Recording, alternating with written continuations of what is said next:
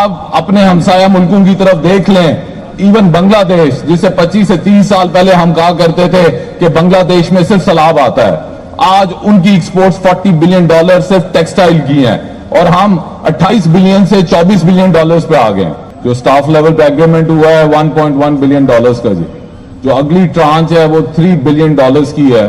اور جو I am F کے اسپوک پرسن نے نیو یارک میں پریس کانفرنس میں کہا اور جو میڈیا کوٹ کر رہا ہے، اگلی ٹرانزیکشن کے لیے جو 2 مین شرطیں وہ رکھ رہے ہیں وہ یہ ہے کہ آپ نے ایک اپنا سرکولر ڈیبٹ کم کرنا ہے، اور دوسرا این ایف سی ایوارڈ کو ری وزٹ کرنا ہے، اور ایوریج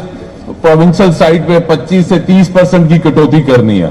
تو ریسپیکٹڈ منسٹر صاحب ادھر بیٹھے ہیں، مائی کوشچن از کہ آپ کا جو یہ بجٹ اس وقت ہے وہ 80 سے 85% تو سیلریز کے لیے ہے، اور گورنمنٹ فنکشن ہی اس کو لاجسٹکس کو کور کرنے کے لیے ہے۔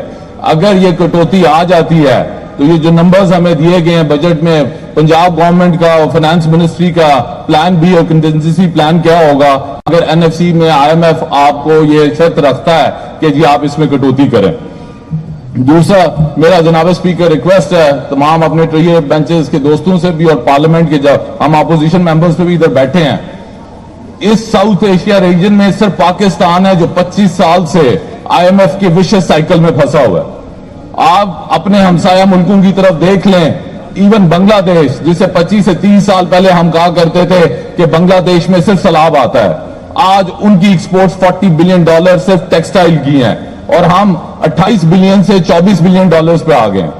سر ایک جو مین کوشچن ہے جو تمام پورے پاکستان یا تمام نیشنل اسمبلیز اور پارلیمنٹیرینز کے سامنے کھڑا ہے کہ آپ کے نیبرنگ کنٹریز کیوں آگے جا رہے ہیں؟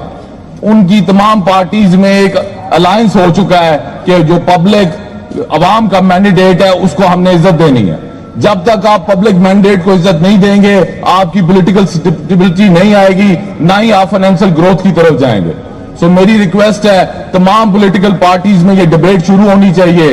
کہ ود ان دا پارٹی ہم اور پولیٹیکل پارٹیز آپس میں ڈیبیٹ کریں، ایک پوائنٹ ایجنڈا پہ تو ہم کنسنسس کر سکتے ہیں کہ آپ اپنے جو عوام کا مینڈیٹ ہے اس کی ریسپیکٹ کرنا ہم سیکھیں۔ گورنمنٹ انڈیا میں انٹرم سیٹ اپ کی گورنمنٹ نہیں آتی جناب اسپیکر، اور ان کی ٹرانزیشن سموتھ ہوتی ہے۔ ہم پچھلے 30-35 سال سے یہ ملک مذاق بنتا جا رہا ہے، اور میری ریکویسٹ ہے تمام پولیٹیکل پارٹیز میں آپ یہ اس پوائنٹ کو اٹھائیں کہ آپ ایک پوائنٹ ایجنڈا پہ کنسنسس کریں کہ جب بھی الیکشن آئیں فیئر اینڈ فری ہوں، جو ٹرانزیشن گورنمنٹ آتی ہے جسے پبلک مینڈیٹ دے وہ آگے آئے، وہ مشکل فیصلے کر سکے۔ ادروائز جس راستے پہ ہم جا رہے ہیں یہ فائنینشل کرائسس سے زیادہ ڈیپن ہوتا جائے گا، جب تک پبلک مینڈیٹ اس کی سپورٹ پہ نہیں ہوگا یہ مسئلے حل نہیں ہوں گے۔ ود ڈیو ریسپیکٹ دوسرا سر میری جناب اسپیکر ریکویسٹ ہے ہمیں اس ملک کے ووٹر کو بھی دیکھنا پڑے گا، اس کے ڈیموگرافکس کو دیکھنا پڑے گا۔ 70% آپ کا یوتھ ووٹر ہے، اب وہ صرف سمپل پاکستان کا ووٹر نہیں ہے، وہ گلوبل ووٹر ہے۔